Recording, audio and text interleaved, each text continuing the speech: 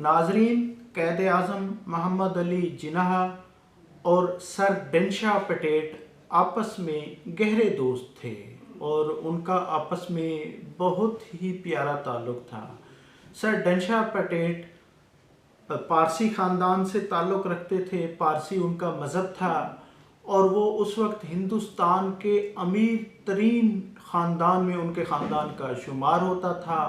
बम्बे के सबसे अमीर तरीन आदमी थे। उनकी कैद आज़म से दोस्ती थी और बहुत गहरा ताल्लुक़ था। उन्होंने कैद आज़म को एक मरतबा दावत दी, गर्मियों में सेहत अफ़ज़ा मकाम दार्जिलिंग के मकाम पर उन्होंने कैद आज़म मोहम्मद अली जिन्नाह को दावत दी और कैद आज़म वहाँ पे गए। तो कैद आज़म और सर डेंशा की बेटी रत्ती बाई के वहाँ पे पहली दफ़ा मुलाकात हुई, आमना सामना हुआ और रत्ती उस वक्त 16 साल की उम्र की थी और कैद आज़म मोहम्मद अली जिन्नाह की उस वक्त उम्र 40 साल थी और डेंशा पेटेट की उम्र उस वक्त वो कैद आज़म से सिर्फ 3 साल बड़े थे। कैद आज़म और रत्ती बाई के दरमियान एक दूसरे को पसंद करने लगे और प्यार मोहब्बत और एक दूसरे के साथ कुर्बत हो गई। और कैद आज़म मोहम्मद अली जिन्नाह ने, क्योंकि वो बाअसूल इंसान थे, उन्होंने सारी ज़िंदगी असूलों पर गुजारी। उन्होंने एक दफ़ा बातों बातों में सर डेंशा को कहा कि क्या आप हिंदुस्तान में एक ही कम्युनिटी यानी हिंदुस्तान कम्युनिटी के लोगों की आपस की शादियों पे यकीन रखते हैं?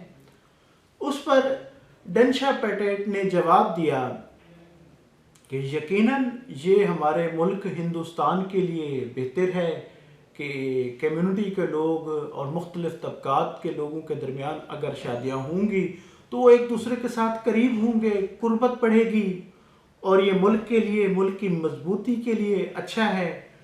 उस पर कैद आज़म मोहम्मद अली जिन्नाह ने सर डेंशा पेटेट को कहा कि मैं आपकी बेटी रत्ती से शादी करना चाहता हूँ, अगर आप पसंद करें या आप कबूल करें।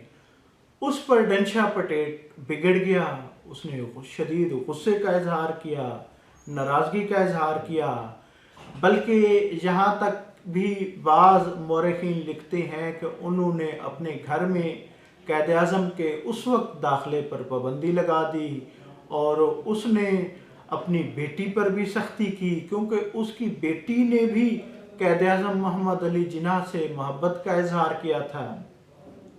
तो उस पर बल्कि उसकी बेटी ने उस वक्त के यानी कि एक बड़े होटल में, ताज महल होटल में, एक शादी की तकरीब में उन्होंने वहाँ पे अनाउंस किया कि मैं कैद आज़म मोहम्मद अली जिन्नाह को पसंद करती हूँ और वो भी मेरे साथ शादी करना चाहते हैं।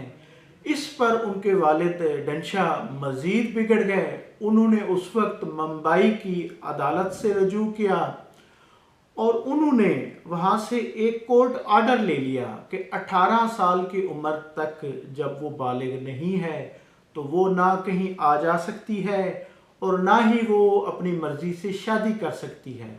इस तरह रत्ती अपने घर में कैद होकर रह गई और कई दफ़ा कैद आज़म को बाज़ मौरख़ीन ये भी लिखते हैं कि उन्होंने पैगामात भेजे कि आप आएँ और मुझे ले जाएं, लेकिन कैद आज़म ने इनकार कर दिया क्योंकि वो बाअसूल इंसान थे, उन्होंने सारी ज़िंदगी असूलों पर गुजारी।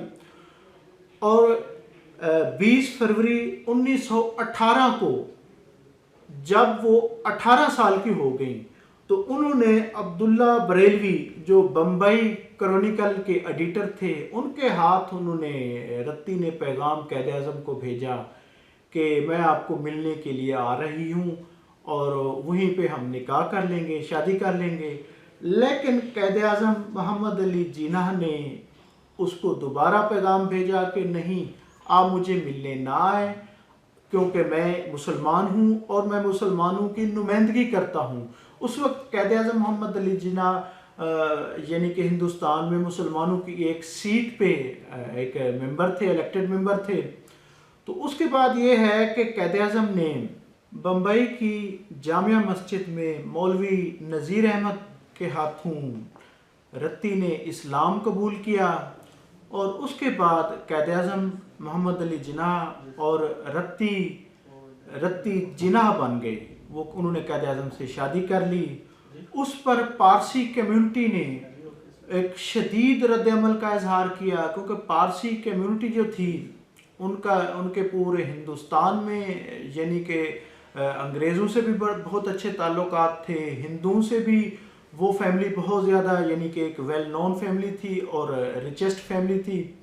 और फिर नाज़रीन, मैं आपकी मालूमात में इजाफ़ा करता चलूँ कि आज के भारत में जो टाटा ख़ानदान है, टाटा ख़ानदान और सर डेंशा का ख़ानदान, सर डेंशा पटेट का ख़ानदान, इनके यानी काफ़ी क्लोज थे, काफ़ी क़राबतदारियाँ थी और इनके दरमियान काफ़ी रिश्ते। बल्कि जो टाटा फैमिली का 20 साल तक मैनेजर रहा है, उनकी शादी भी पटेट ख़ानदान में हुई थी। इनके बाद काफ़ी क्लोज यानी इनके रवाबित थे। तो टाटा ख़ानदान हो गया, उसके बाद पटेट ख़ानदान हो गया।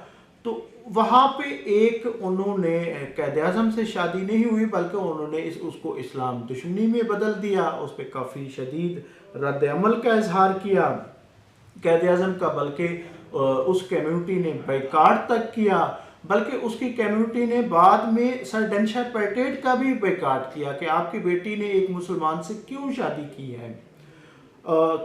अब मैं आपको थोड़ा सा रत्ती जिन्ना बन चुकी थी उसके बारे में बताता चलूँ कि रत्ती जिन्ना खूबसूरत तरीन लड़की थी। जब उन्होंने क़ायद आज़म ने उन्हें प्रपोज किया था तो उस वक्त उसकी उम्र 16 साल थी और सर डेंशा पटेट ने इस बदौलत इनकार किया था कि एक तो उम्रों में जो तफावत थी वो 24 साल की थी, फिर मज़हब का भी फ़र्क था और उसके बाद उन्होंने कहा था कि ये ऐसा हो नहीं सकता। हालांकि वो खुद कह चुके थे कि कम्युनिटी में शादियाँ होनी चाहिए। रत्ती जिन्ना उस वक्त की उसे कहा जाता था कि वो फ्लावर ऑफ बम्बे के उसको एक लक़ब दिया गया था। वो इतनी खूबसूरत थी, वो इंतहाई मॉडर्न थी, शॉपिंग का उसे शौक़ था, अमीर ख़ानदान की लड़की थी और वो जिस तरह उसका एक अल्हड़पन था, वो मार्केट में शॉपिंग के साथ साथ चलती हुई गाड़ी में वो कभी वो जो भट्टे होते हैं जिसे वो हम सिट्टे कहते हैं वो ले लेती थी, खाती थी।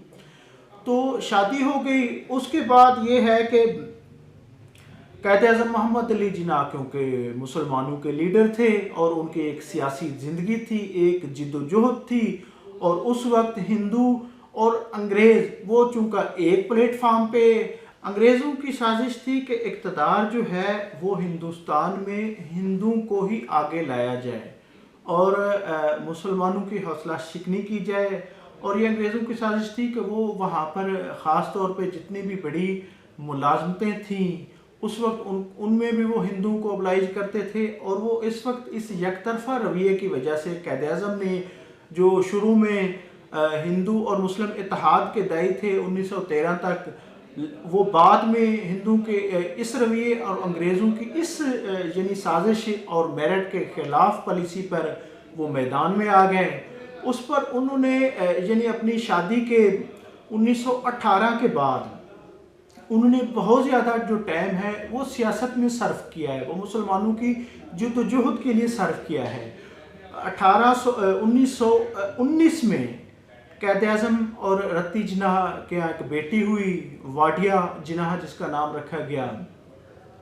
तो उसके बाद क़ायद आज़म अपनी मसरूफियात की वजह से वो वक्त रत्ती को नहीं दे पाए। रत्ती क्योंकि लड़की थी, वो चाहती थी कि क़ायद आज़म ज़्यादा से ज़्यादा मुझे वक्त दें और मेरे साथ उसी तरह से जिस तरह वो होता है कि, लेकिन क़ायद आज़म क्योंकि वो एक लीडर थे वो ज़्यादा वक्त नहीं दे पा रहे थे, जिसकी वजह से कई दफ़ा ताल्लुकात बल्कि मुनक़ते भी हुए, झगड़े भी हुए, क्लैश भी हुए, लेकिन दोनों का प्यार मोहब्बत फिर भी कायम था। और रत्ती को 1926 में उसे कैंसर का मर्ज़ लाहक हो गया और वो बल्कि 1927 में अपनी वालदा के साथ यानी जब उनको कैंसर के मर्ज़ ने शिद्दत इख्तियार की तो वो फिर उसको फ्रांस में ले गई इलाज के लिए। اور 1928 تک ان کا کینسر کا علاج فرانس میں ہوتا رہا۔ اس کے بعد وہ واپس ہندوستان میں آئیں، اور ہندوستان میں کیونکہ کئی دفعہ قائد اعظم سے ان کے تعلقات کچھ یعنی کہ قرابت داریوں کی وجہ سے، کچھ ان کی وجہ سے منقطع بھی رہے، تو وہ تاج محل ہوٹل میں بھی وہ رہتی رہی۔ ناظرین، پھر 1929 میں ان کی طبیعت کافی زیادہ بگڑ گئی، اور وہ اپنی سالگرہ کے دن ہی یعنی 20 فروری 1929 کو وہ اسی ہوٹل میں ہی، تاج محل ہوٹل میں ہی ان کی وفات ہوئی۔ اس پر قائد اعظم کو سر ڈنشا نے کال کی، قائد اعظم آئے، اور یعنی کہ اس وقت محمد کریم چھاگلا نے اپنی تحریروں میں لکھا ہے کہ قائد اعظم نے جب ان کو، کیونکہ ان کا سب سے قریبی جو رشتہ تھا وہ قائد اعظم محمد علی جناح تھے، جب ان کو لاحد میں اتارا گیا تو قائد اعظم پھوٹ پھوٹ کر بچوں کی طرح روتے رہے۔ یعنی تاریخ نے اس عظیم انسان کو پہلی دفعہ روتے دیکھا تھا، اور جب مٹی ڈالی گئی قبر پر تو اس وقت بھی قائد اعظم بے تحاشا روتے رہے، کیونکہ قائد اعظم اس سے محبت کرتے تھے۔